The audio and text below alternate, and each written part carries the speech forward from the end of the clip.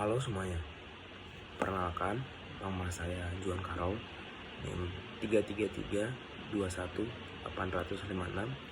dari Fakultas Teknik Elektro Untirta. Pada video kali ini, saya ingin membahas mengenai etika profesi pada bidang teknik elektro, yang dimana teknik elektro merupakan jurusan saya. Nah, sebelumnya mari kita bahas arti dari kata etika profesi itu sendiri. Etika berasal dari bahasa Yunani, yaitu ethos, yang memiliki arti istiadat atau kebiasaan yang baik, sehingga pentingnya kita membiasakan kebiasaan baik dalam beretika. Sedangkan arti kata profesi adalah hal yang berkaitan dengan pendidikan dan juga kalian.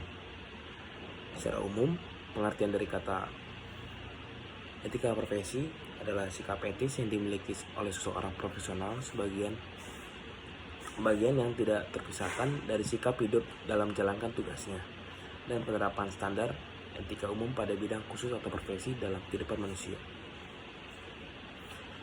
Atau juga arti etika profesi menurut para ahli, sebagai contohnya oleh Siti Rahayu.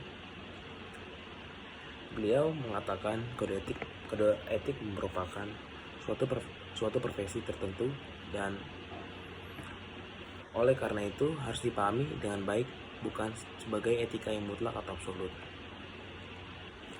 Nah, setelah mengetahui arti dari kata etika profesi, di sini saya ingin membahas mengenai etika profesi di bidang teknik elektro.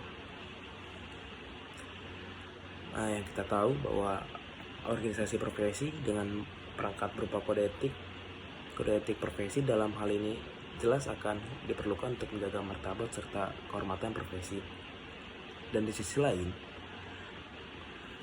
untuk melindungi masyarakat dari segala bentuk penyimpangan maupun penyalahgunaan keahlian untuk profesi.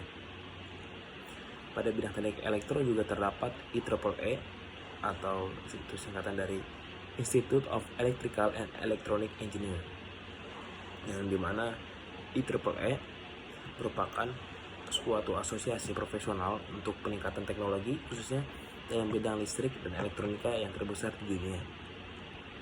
IEEE memiliki rumusan etika yang sering kita dengar dengan kode etik. Ini memiliki tujuan untuk memajukan perusahaan dan para anggotanya. Dalam bidang kelistrikan, kode etik profesi memuat kajian ilmiah mengenai prinsip atau norma-norma dalam kaitan dengan hubungan antar profesional dengan klien atau para profesional itu sendiri, antara organisasi profesi serta organisasi profesi dengan pemerintah. Salah satu bentuk hubungan seorang profesional dengan klien untuk pengguna jasa, misalnya pemasangan atau perancangan instalasi listrik. Seorang profesional tidak dapat memasang atau merencanakan suatu instalasi listrik semaunya, tetapi harus mengacu pada norma-norma standarisasi kompetensi personil dan pelatihan yang berlaku secara internasional, dan juga mengacu pada peraturan-peraturan dan situasi keahlian teknik di dalam negeri.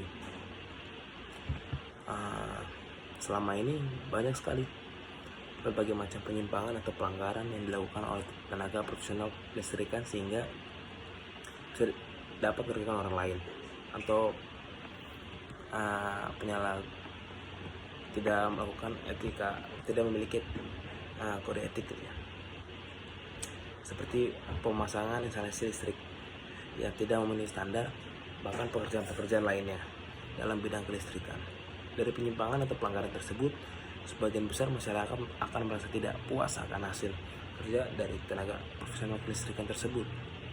Maka dari itu pentingnya kita untuk beretika, bukan dari berbicara atau komunikasi saja, tapi dalam pekerjaan pun kita harus menjunjung tinggi etika baik kita, sehingga kita tidak dapat merugikan orang lain. Contoh permasalahan etika profesi itu yang seperti yang saya sudah bilang, tidak tepat waktu dalam pemasangan instalasi listrik, atau tidak sesuai dengan SNI gitu ya, dalam melakukan pemasangan listrik, tidak sesuai dengan PUIL.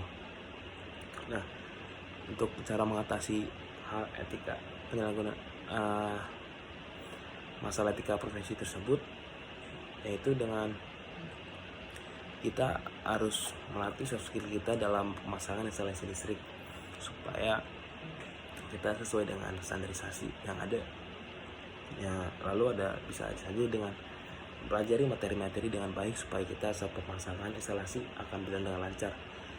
Kita harus seperti lakukan training, gimana cara melakukan hal-hal yang benar supaya kita menjadi tenaga ahli yang profesional.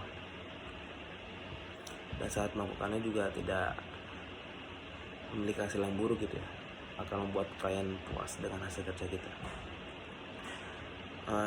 Contoh yang lain juga bisa saja kayak contoh masalah lain juga bisa tidak bertanggung jawab dalam maintenance sehingga membuat perusahaan akan rugi gitu ya. Cara mengantisipasinya, kita harus memposisikan diri sebagai pegawai atau pekerja, maka yang harus kita lakukan dalam manajemen job atau melihat atau mengatur waktu kita dalam mengerjakan hal-hal proyek tersebut. Yang kedua, kita bisa saja masuk di perusahaan tersebut dengan menganalisa dulu apakah diri kita mampu atau cocok tidaknya menguasai pekerjaan kita dalam hal tersebut. Nah, dan juga ada contoh-contoh lain. Nah, di sini rencana saya akan lakukan dalam menerapkan etika untuk semasa saya akan lulus nanti. Saya akan melakukan hal-hal antara lain. Contohnya, saya akan menerima tanggung jawab dalam pengambilan keputusan engineering yang taat asas keamanan, kesehatan, dan kesejahteraan publik, dan segera menyatakan secara terbuka faktor-faktor yang dapat membahayakan publik atau lingkungan. Yang kedua, ada menghindari konflik interest yang nyata atau yang terperkirakan sedapat mungkin dan membukanya pada para pihak yang terpengaruh ketika muncul. Lalu saya akan jujur dan realistis dalam bekerja. Dan salah satu poin yang paling penting itu adalah menolak segala sanggupan dalam segala hal. Yang kelima, ada mengembangkan pemahaman teknologi aplikasi sesuai dengan kemungkinan konsekuensinya. Yang keenam, menjaga dan mengembangkan kompetensi teknis dan mengambil tugas teknologi yang lain hanya bila memiliki kualifikasi ya melalui pelatihan dan pengalaman atau setelah menyatakan secara terbuka keterbatasan relasi kami. Yang ketujuh, mencari, menerima, dan menawarkan kritik pekerjaan teknik harus mengakui dan memperbaikinya. Kita harus mengakui kesalahan kita di mana dan kita harus memperbaikinya. Mungkin itu saja yang bisa saya bahas mengenai etika profesi dalam bidang teknik elektro. Mohon maaf jika ada salah kata, kurang lebihnya mohon maaf. Terima kasih.